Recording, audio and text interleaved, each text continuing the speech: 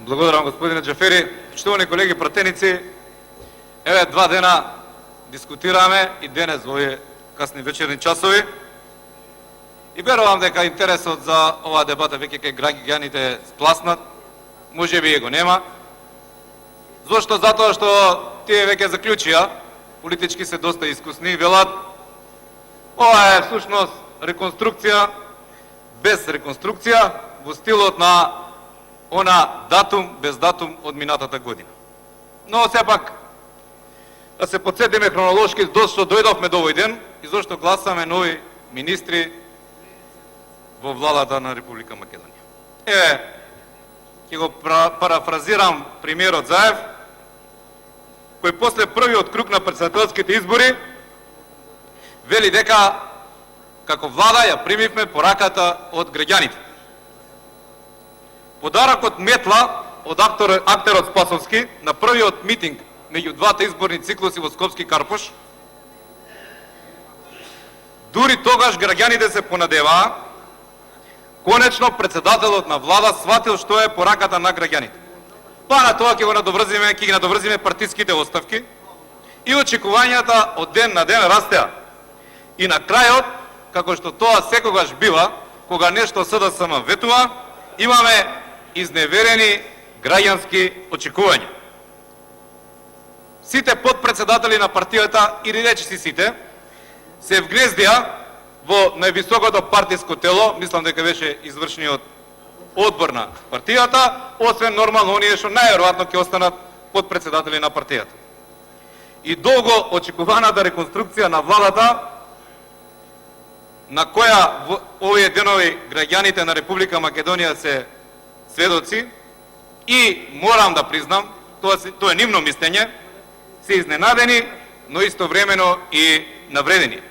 Некој несериозно ја сватил пораката на граѓаните испратена и на 24 април и на 5 мај од претседателските избори.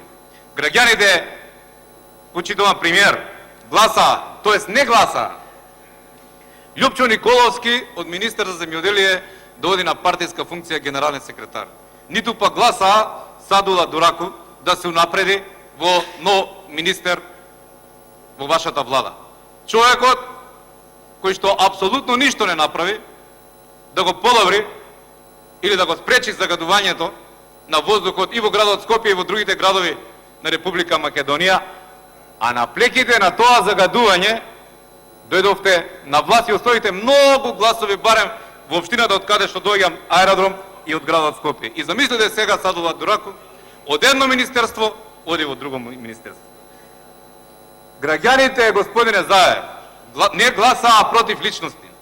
Граѓаните гласаа против концепт и граѓаните гласаа против политичката филозофија на вашето владење.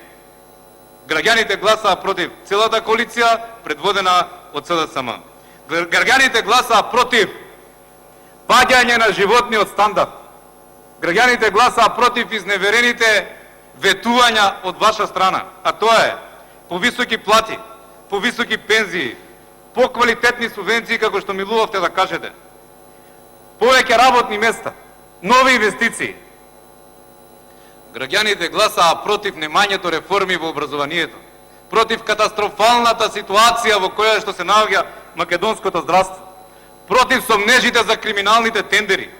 Граѓаните гласаа да се очисти воздухот или да се почне со прочистување на воздухот во градот Скопје и околните градови. Граѓаните гласаа, а вие тоа го ветивте, дека ќе работите на почитување на институциите, вклучително и на Собранието на Република Македонија. А вие, или пратениците кои што ве поддржуваат, Комисијата за европски прашања ја направивте брза собраниска трака. И на секој закон кој што знаевте дека ќе има сериозни дискусии во Собранието, му стававте европско знамеце, губејќи го рейтингот или ставајќи го под ризик не само вашиот рейтинг и кредибилитет, туку кредибилитетот и рейтингот на Европската Унија во Република Македонија. Граѓаните гласаа против секојдневните уцени, закани, кои еве деновиве впрочем се и обеледнуваат. Граѓаните гласаа за поголема сигурност и во градот Скопје и во околните градови. Секојдневно сме сведоци на опожарени автомобили. влегување во станови, кражби. Несигурноста е на секој чекор. Против тоа гласаа граѓаните на Република Македонија.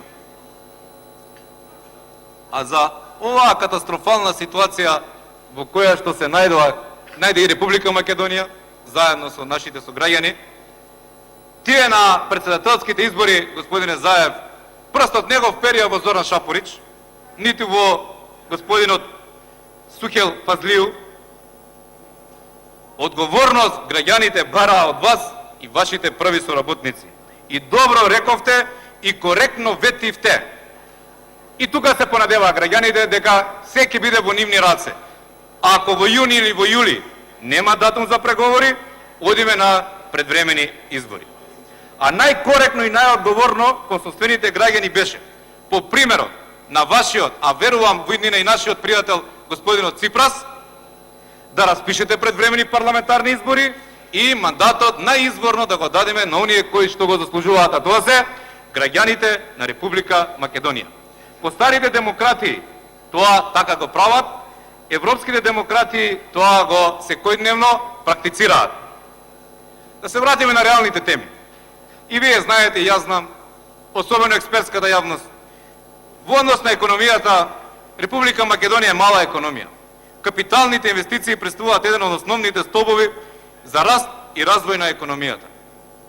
Само во овој изминат период во Република Македонија, еве ќе ве потсетам, иако и многу други колеги од опозицијата тоа веќе го потенцираа, за оваа 2019 година до сега 13,74% реализираност на капитални инвестиции. Па за која економија, за кој развој зборуваме, за кој изголемување на плати и пензии, од кај ќе доаѓаат тие пари кои ќе го полни буџетот? Дека можело поинаку, еве 2014 година 35,98% во истиот период од годината, или 2013 33,55%. Три пати поголема реализираност на капиталните инвестиции. А тоа е најголемиот двигател на економијата на една држава, особено на држава со мали капацитети и потенцијали како што е Република Македонија. Велите, ќе бидам министер за финансии или ќе го раководам Министерството за финансии, бидејќи треба храбри одлуки. Па зарем што е похрабро да го покачиш данокот во една држава? Да го воведеш така наречениот прогресивен данок. И со тоа нормално, најдиректно се влијае на бркање на одржавата на најквалитетните и нормално најдобро платените стручни кадри. Не ветивте, а стваривте на штета на граѓаните 3 денари акциза за горивата. И секој експерт, и не мора да бидеш голем експерт по економија, да кажеш дека тоа ќе предизвика домино ефект во целата економија и зголемување на цените на огромен број на продукти. Да не зборам за образованието. Петар Атанасов деновиве кажа: речи си се. Само вие и тој си знаете, бидејќи тој така кажа, ќе го цитирам, добро знае господинот Заев зошто јас ја давам оставката. Македонската јавност еве помина неколку дена, не знае освен дека господинот Петар Атанасов барал да биде министер. Но внимавајте, Република Македонија се наоѓа во катастрофална ситуација. Извештајот од Светскиот економски форум за човечки капитал вели вака: за само една година Република Македонија од 59-то место паѓа на 67-мо место. Споредбено, Србија исто и таа паѓа, но паѓа за само 3 места, од 57-мо на 60-то место. Многу интересно истражување од страна на една респектабилна и кредибилна светска финансиска институција, како што е Светска банка, мери индекс кој се однесува за сегашните новородени деца. Внимавајте, ова е многу битно. И нивниот потенцијал после 18 години. Каде ќе биде човечкиот капитал или со кој човечки капитал ќе располага Република Македонија? Индексот, можеби господине премиер, ништо не ви значи. Тој после 18 години ќе биде 0, тој сега е 0,53. Споредбено, споредбено со половар човечки капитал ќе располага една Србија со 0,76%, Црнагора со 0,62%, Босна, зборува само за државите во околината, 0,62%, Албанија исто 0,62%. Замислете Косово, кое што можам, еве карикирам, вчера стана независна држава, 0,56%. Да резимирам ова вака и за пошироката јавност, еве за нас како пратеници, што значи? Дека нашата младина, па и државата, по 18 години ќе биде последна во Европа и во регионот, повторувам, во регионот по човечки капитал. Позади соседна Србија ќе бидеме за цели 45 25%.